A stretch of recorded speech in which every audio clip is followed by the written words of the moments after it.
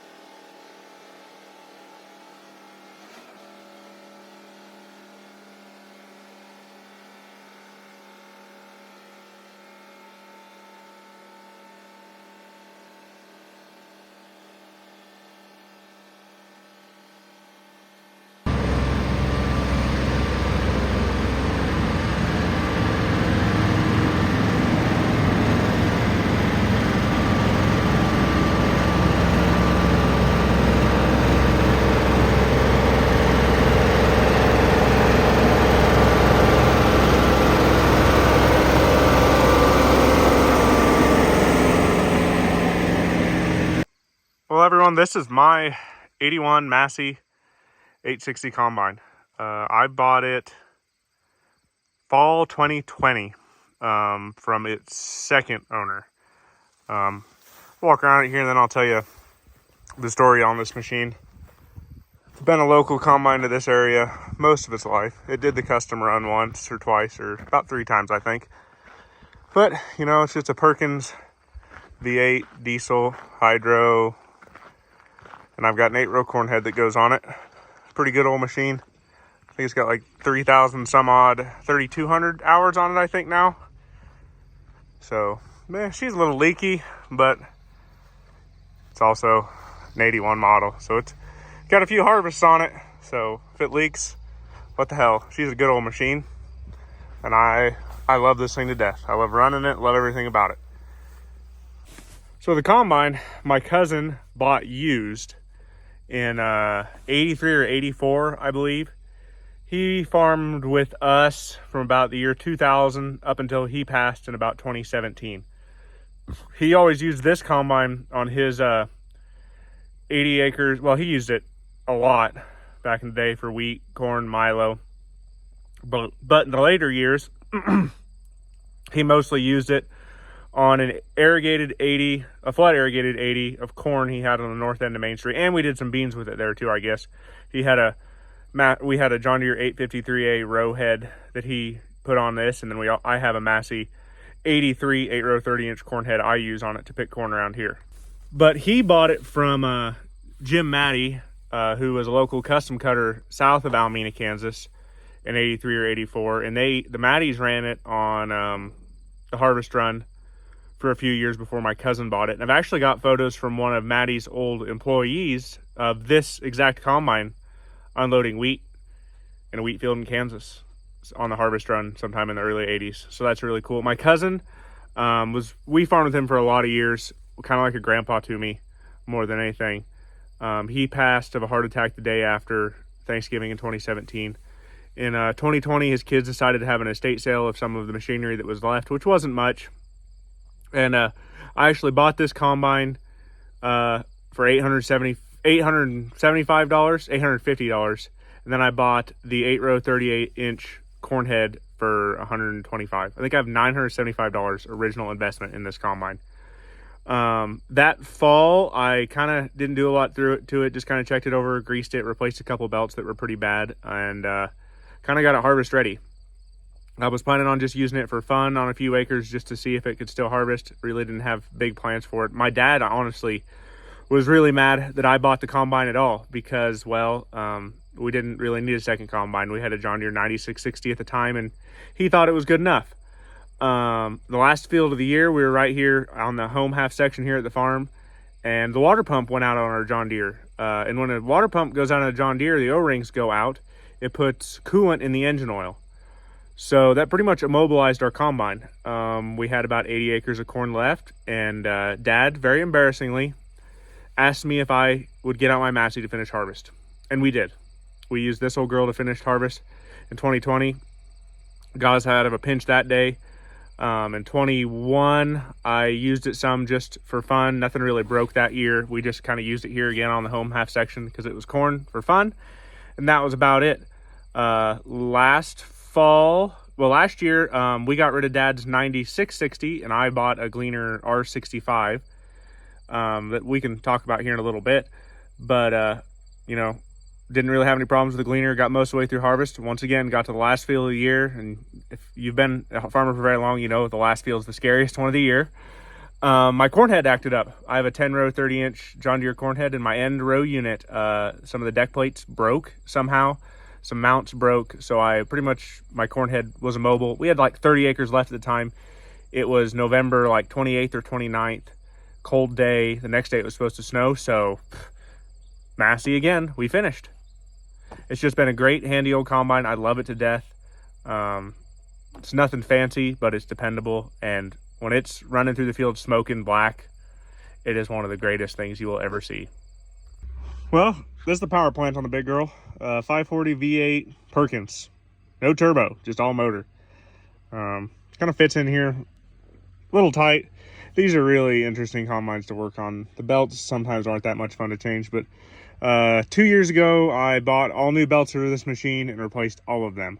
I also redid the interior, put an all new headliner and cab interior in it. So it's not too bad to drive on good days. Air conditioner doesn't work. Looks like that guy might have took a ride in the fan when I fired it up, but yeah, they're good old combines. This one, I don't know if the motor's ever been out of this girl, but it runs good.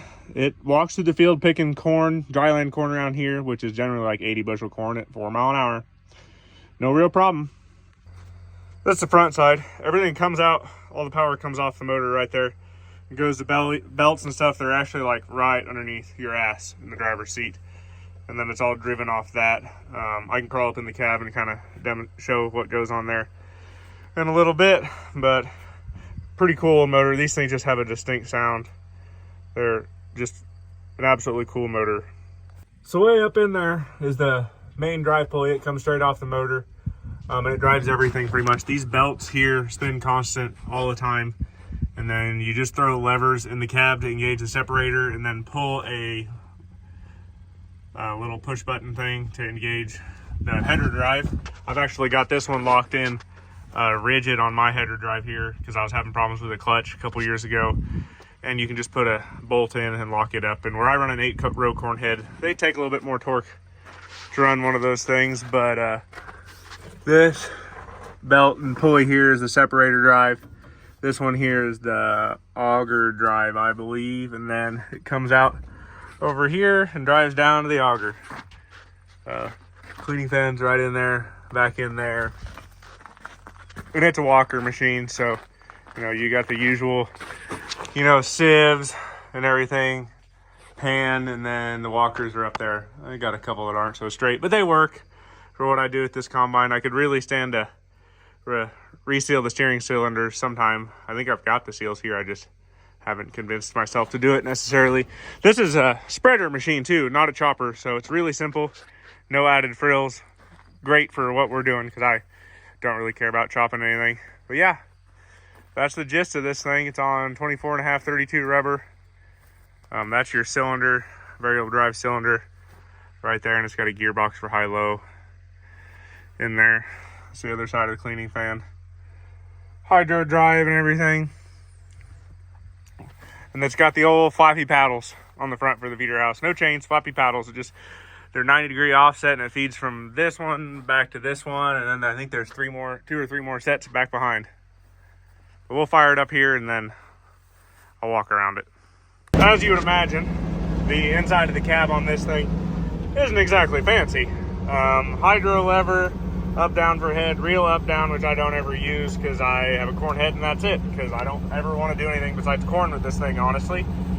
Lights, throttle, flashers, turn signals, float if I had a flex head, which I don't. Cylinder speed up, down. This is how we engage the main drive system for the separator. That's concave clearance down here. Right and left turning brakes, kind of your dump valve, clutch thingy. Shifters, it's got a high-low and then one neutral too. It's a hydro machine, so nothing too wild there. Up here, just pretty basic. I mean, some gauges work, some gauges don't. Fuel gauge works occasionally. All the other gauges here work. 3,334 hours on it. Unloader sensor doesn't work right, but all those actually work. Radio doesn't work. Got the old Almena Grain Company magnet in here. CB radio that I've never tried to use, don't know if it works. Augers right here. You push that way to swing it out, then back in, and then you push it down to engage it. But we'll kick everything in gear here and walk around it.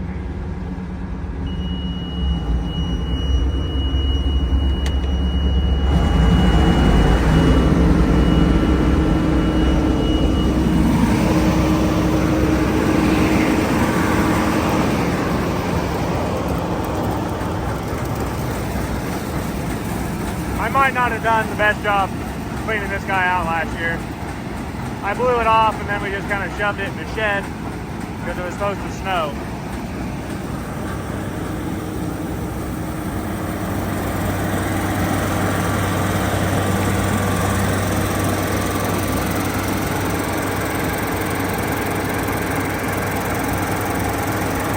Sounds good though.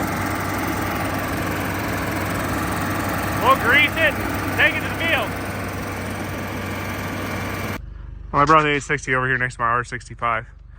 R65 is field ready. I actually just finished it up this morning, getting it ready to go. It's an 05 Gleaner R65 with an 8.3 Cummins in it. I run an oddball 10-row 30-inch Bish built corn head that is John Deere row units, Bish frame. I love it because I can take it everywhere around here. A 12-row head doesn't fit between some of our bridges and into some of our fields. And an 8-row just isn't enough capacity for me.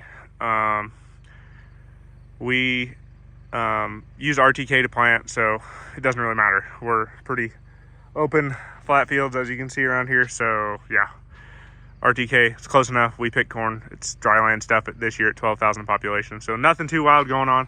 But it's an 05 R65. I bought it with 1,200 separator hours and 1,800 engine hours last May. Ran it last fall. It's now at 1,332 sep and 1987 on engine hours. Didn't get a lot of use last year because we zeroed some fields out for corn. We didn't pick some fields entirely or harvest some fields entirely in beans. I did put duals on it this year. I used to have 900 metrics. We still flood irrigate some, so gotta have duals pretty much. It's a pretty good old combine. Actually came from down near Cimarron, Kansas, within about 5 miles where my wife's from. Actually, we knew the people it came from. They were actually at our wedding.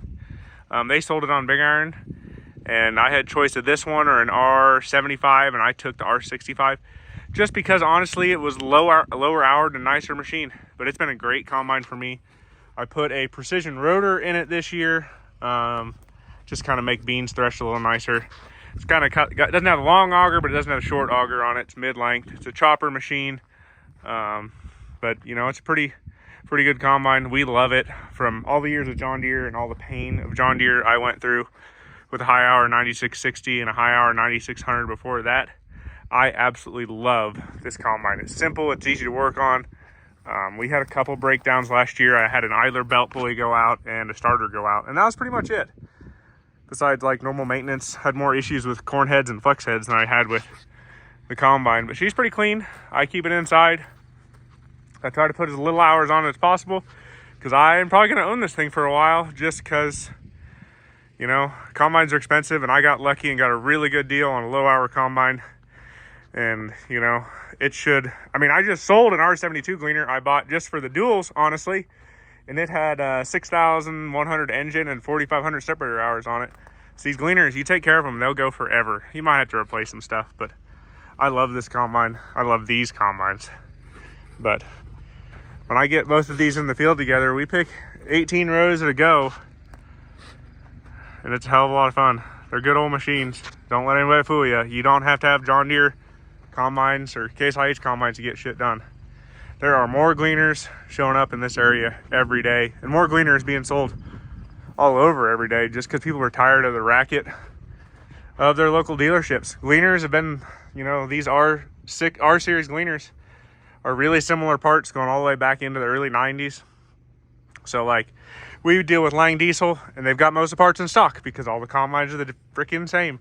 So it's really easy to get parts for them. And if, you know, when we used to have John Deere stuff, like our 9660, and I don't know how, but it doesn't seem like it's that old of a combine, but we were having problems getting parts for it. We were waiting 2-3 days sometimes in the middle of the season to get parts out of Waterloo. It was a mess, and it was bullshit. So we no longer run John Deere combines. We got a good old Gleaner, an R65, and I'd buy another Gleaner in a heartbeat. I love it. It's been a good combine to me. It's been fun to work on, and I don't want to, you know, drink myself to death some days like I used to with our John Deeres. So it's a good combine, but that's pretty much it for today. You know, thanks for tuning in, everyone. Go drag something out of the weeds and get it running.